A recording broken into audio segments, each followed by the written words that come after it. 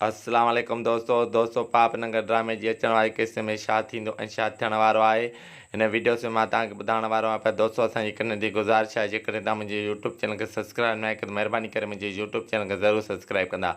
हलूं था पंहिंजे मेन वीडियो जी तरफ़। दोस्तों पापनगर ड्रामे जी अचण वारे किस्से में शेरदिल ऐं मल्हार जेको आहे रेस बालाज ख़ान जे मथां हमिलो करण वारा आहिनि।